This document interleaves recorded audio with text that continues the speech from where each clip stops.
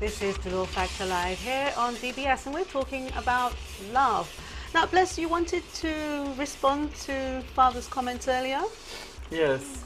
Well, I think I'm more about just feeling, because maybe what it is I do, but I still get butterflies.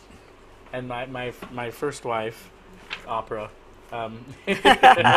is she's I get when I hear it on the radio on a Saturday when the Met is doing their live broadcast, I get giddy like a child. I lose my breath. I have to stop what I'm doing. I will mess up whatever it is I'm doing, because my mind, all my senses just go right to it. So to me, I feel it the same way, like a love for a lover, someone in a relationship.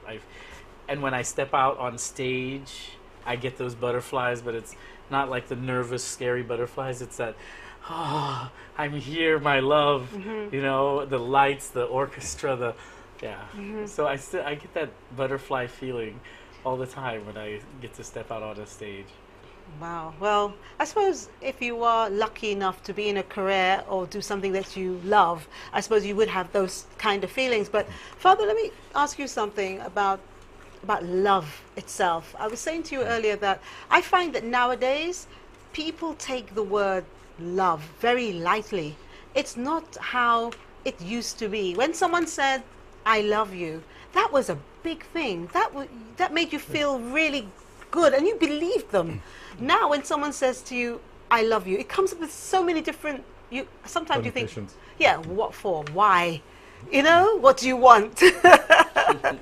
Father, what do you think about love now? Okay, we were made to love and to be loved. Every single human being wants to be loved and wants to love. We're incomplete without it. There are different kinds of love.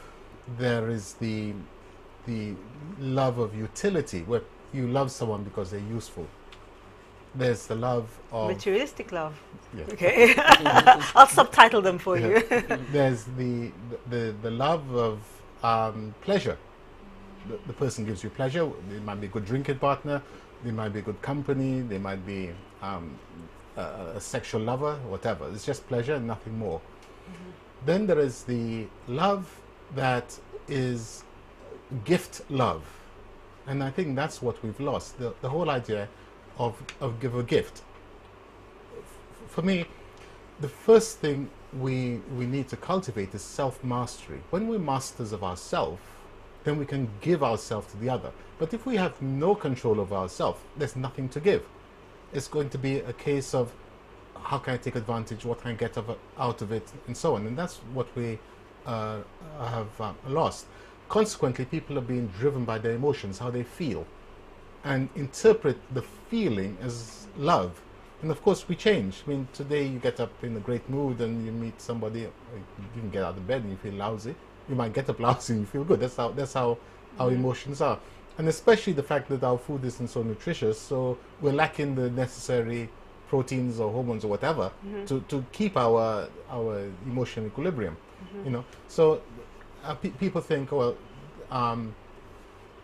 that the emotions they feel are necessary for love. Well, it's not so. Love, in fact, St. Paul says love is patient and kind. These are the two things: patience and kindness. So patience means you're willing to accept whatever the beloved, the lover gives. You're willing to accept it, and you're going to use it. And kindness means that you return good for evil. And that's what has been lost. We become sort of self-centered and want everything for us to make us feel good. And I think that's why, in fact, I think it was Fulton Sheen who said that men love so as to get sex, women give sex so to be loved. Well, I disagree with that. If you're really in love, it's not like that. Right, exactly. No, he was talking about... Yes, But that's not how it ought to be. Yeah. If you have self-mastery, then you can give yourself totally, everything that you are, to the other. Okay. And to receive. Now, and we've lost that ability. Now, if love is supposed to be positive and good, why does love hurt? You get all these different sayings like love isn't supposed to hurt. Why does love hurt? I mean, it's one thing I have to say.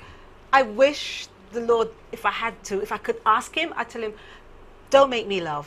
Take away that emotion, because it hurts. If you love someone, it really hurts. I don't think it hurts. I think love opens us up to the possibility of being hurt.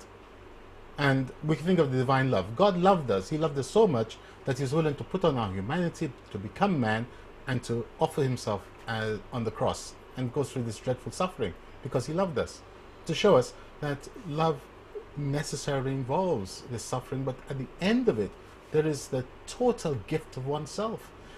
You know, if to love means essentially to lose yourself. If you think about it, love, two people loving each other must go outside of themselves. Just as water is made up of two hydrogen and one oxygen. The oxygen and hydrogen have to be destroyed and they become water, which, you know, and so also two people love themselves. They're so bounded together that they become love itself. All right, so where do you stand then? And I'm asking both of you this question. Where do you stand on the saying, better to have loved and lost than to have lost at all, loved at all, never to have loved at all? So loved and lost, never to have loved at all. Blaise, where do you stand on that one? Loved and lost. You prefer to love and lost? Yeah, I've been hurt by some serious love, and you know what? I love it. I love it. I love that I was loved. I love those moments. I hated the Don't love, hurt then you that won't came have to with it. lose. You won't have to lose. Yeah, but then what's the fun in that? What's the spice? That's like, You just enjoy and you don't love. yeah, no, I want to fall head first into You're such it. a romantic. I am. I don't belong to this time. Yeah, I want to fall in love. I want to lose my mind. I want to indulge my senses in it. And then when it's gone, I want to pine and remember, and I want to feel and emote it. But that's the thing. If you love someone so much, why is it, especially now? Have you seen the divorce figures recently? It's just, it's getting ridiculous. Why, if you love someone so much, how does it get to the stage where you fall out of love? Because they have not, as I said, bonded. They've not loved. They're not truly loved. To become one, and to embrace all of the difficulties. It is better to love and to have lost than not to have loved at all. Because suffering, in fact, makes us better. At least it ought to make us better. More compassionate, more caring. And for instance, in my case, I, as a priest, I have I've never regretted it, because for me, being a priest and to say mass is the fullness of love. I mean, for me, that's where my passion is. Yeah. Wow. I really understand that, and I truly respect that. But sometimes I feel that it's such an emotion that, because earlier on we were talking about having a career and then having a relationship love. It's two different things. But for you, Father, it's actually, in a way, merged into one, isn't it? Yeah, because I'm serving the person. Yes. Our Lord Jesus Christ. Yes. And so that's for me where it's at. Okay, well, after the break, we're going to talk about why do some people choose to live without love? And what are they missing when they choose to live without love? And other definitions of love, passionate love, love that people stalk. I mean, if you stalk someone, is that love? And what about if you are revengeful to someone who you love? Did you really love them? Stay with us for the rest of Dolor Factor Live.